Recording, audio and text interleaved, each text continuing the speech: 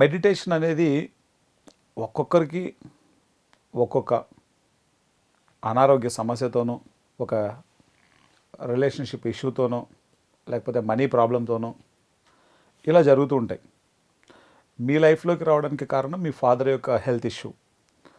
Then మీ mother నుంచి నువ్వు పొందిన ఇన్స్పిరేషన్, ఆవిడలో వచ్చిన చేంజెస్, అలాగే భాను అనేటువంటి పిరమిడ్ మాస్టర్ మిమ్మల్ని ఇన్స్పైర్ చేసినటువంటి ఆయన యొక్క మెడిటేషన్లో అనుభవాలు. వేరేసి మీరు మెడిటేషన్లోకి వచ్చారు. మీరు మెడిటేషన్లోకి వచ్చిన తర్వాత మీలో వచ్చిన మార్పులు ఏంటి? అంతకుముందు మీరు ఎలా ఉండేవారు? యాక్చువల్లీ మెడిటేషన్లో ఉన్న నమ్మకం ఎట్లా వచ్చిందంటే, first next a very important person in my spiritual journey is Premnath sir. So మా నాన్నగారికి ప్రేమ్నాథ్ సార్ ఫోన్ చేశారు. అది నా సెకండ్ అటెంప్ట్లో నా సిఏ ఎగ్జామ్స్ రాసే ఒకరోజు ముందర. మా నాన్నగారిని ఫోన్ చేసి, మీరే ఏమి ఆలోచిస్తున్నారు సార్ అంటే, మా కూతురికి రేపు ఎగ్జామ్ ఉంది అని మా నాన్నగారు చెప్పారు. సో ప్రేమ్నాథ్ సార్ చెప్పారు, మీ డాటర్కి నాకు ఫోన్ చేయమండి అని చెప్పారు. ఓకే సరే, నేను అదే అనుకున్నాను, ఎందుకు ఈ నేను ఎందుకు ఫోన్ చేయాలి, ఇది ఒక విచిత్రము, ఆయన ఫోన్లో ఏం చెప్తాడు నాకు అని. ఓకే ఫోన్ చేశాను. ఫోన్ చేసినప్పుడు ప్రేమ్నాథ్ సార్ అన్నారు, కూర్చో ధ్యానంలో అని.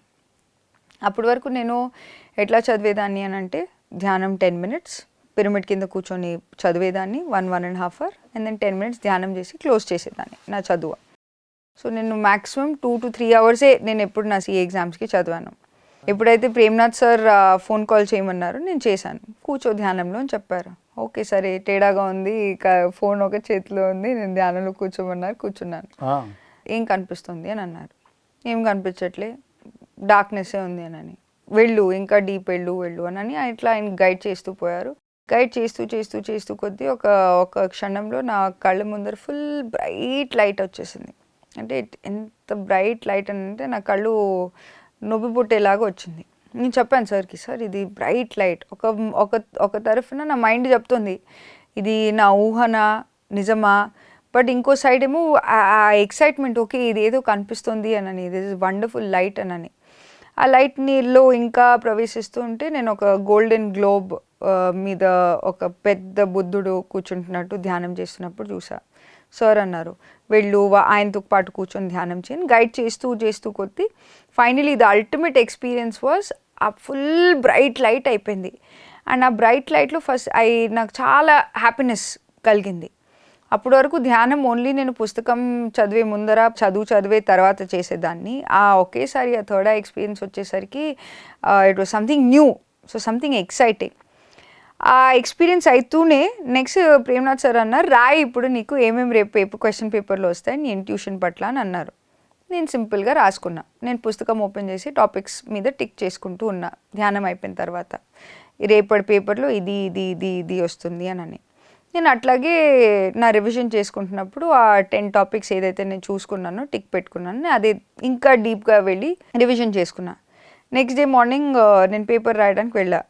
అది 2 minutes ఎగ్జామినేషన్ పేపర్ నా ముందర వచ్చి నేను ధ్యానం చేశాను. 2 minutes ఓపెన్ చేశాను పేపర్. అంటే ఏదైతే నేను ముందర రోజు చూసానో అవన్నీ ఆ క్వశ్చన్ పేపర్ ఎగ్జాక్ట్ నేను ఏదైతే ముందర రోజు చూసానో నా ధ్యానం అయిపోయిన తర్వాత అదే క్వశ్చన్ పేపర్ వచ్చింది నాకు. ఇది నాకు అసలు నేను ఎవరికి చెప్పాలి, నేను చుట్టుపక్కల చూసి నేను ఎవరితో షేర్ చేయాలి ఈ ఎక్సైటింగ్, అసలు ఏంటిది, వాట్ ఈస్ దిస్ మిరకల్, నేను నిన్ననే కదా ఇవన్నీ చూసాను అని. ఆ పేపర్లో ఈజీలీ నాకు 70-80 marks వచ్చేసాయి. అంటే ఏ పేపర్లో అయితే నేను ముందర ఫెయిల్ అయ్యానో, ఏ భయంతో నేను ఈ ఎగ్జామ్ మళ్ళీ రాయాలని నేను మొదలు పెట్టానో, రిబెల్ లాగా క్యారెక్టర్ మెయింటైన్ చేయడానికి నా రూమ్లో కూర్చొని ధ్యానం చేసి నిన్న దాని ముందర రోజు ఒక థర్డ్ ఐ ఎక్స్పీరియన్స్ పొందానో, ఆ థర్డ్ ఐ నుంచి వచ్చిన ఇంట్యూషన్ ద్వారా ఏదైతే ఆ క్వశ్చన్ పేపర్లో నాకు క్వశ్చన్స్ కనిపించాయో, అసలు that excitement was next level. కిక్కే నిజం, దట్ ఈస్ ద వర్డ్, దానికి కిక్. సో అది అయినప్పుడు okay, meditation really is something. అంటే కళ్ళకి కనపడలేనిది ఒక సత్యం ఉంది, ఏదైతే నేను ఇంకా తెలుసుకోలేదో అది నిజమైన దాన్ని ఇంకా బాగా తెలుసుకోవాలని యాక్చువల్లీ నా స్పిరిచువల్ జర్నీ అట్లా మొదలైంది. ఓకే. సో అప్పటి వరకు పత్రి సార్ 1-2 times మా ఇంటికి వచ్చేవాళ్ళు. ఇప్పుడు ఆయన ఒక పెద్ద ఆయనలాగా గౌరవం ఇచ్చి ఓకే ఇంట్లో చాలామంది వస్తున్నారు కదా, సో వాళ్ళకి ఒక గెస్ట్ లాగా ఎంత బాగా చూసుకోవాలి, బికాజ్ చిన్నప్పటి నుంచి అదే మాకు మా పెంపకంలో అదే కండిషనింగ్ వచ్చింది కాబట్టి